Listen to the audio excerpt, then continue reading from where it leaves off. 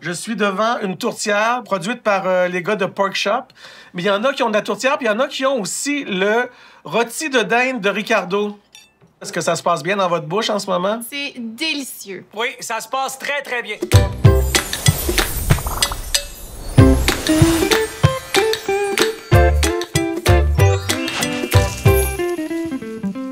Qu'est-ce que c'est, le rôti de dinde, Ricardo? C'est quoi? C'est 2 poitrines qu'on a farcies Oui. avec de la canneberge, avec tu sais, vraiment avec juste des aliments locaux, puis qui est déjà rôti, puis qu'on a recongelé, surgelé, puis que là, on peut prendre tel quel et de le mettre congelé dans le four.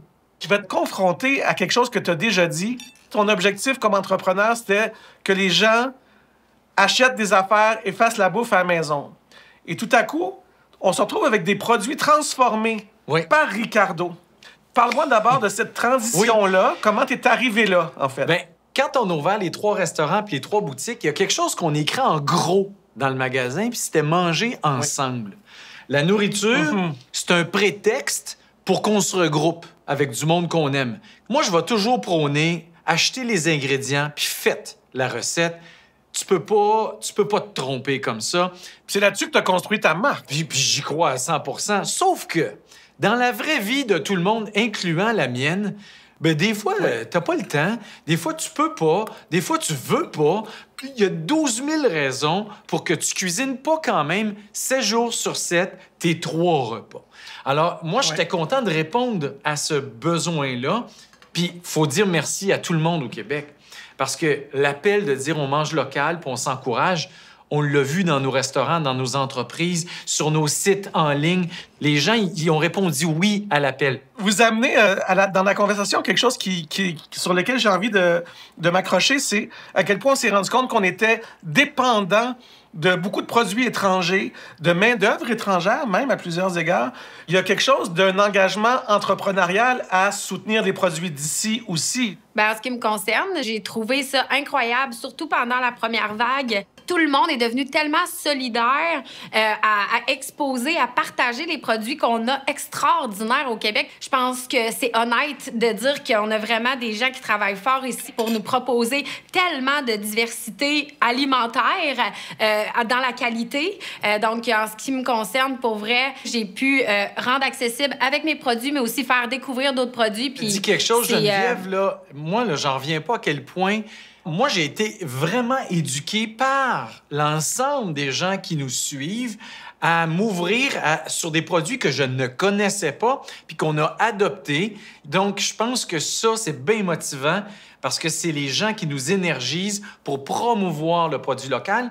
L'argument, souvent, c'est « je veux bien, mais ça coûte plus cher ».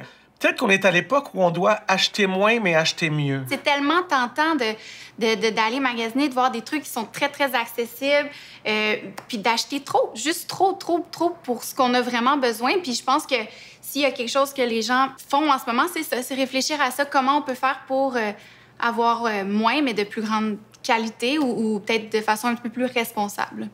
Il y a quelque chose dans le fait de diminuer le nombre de choses qu'on achète pour prioriser des choses qui sont effectivement plus chers, mais qui vont être porteurs de sens parce qu'ils s'ancrent dans un terroir, dans une culture, dans une économie locale, en fait. Mais oui. Absolument. Moi, je suis fier de voir qu'il y a un changement au Québec.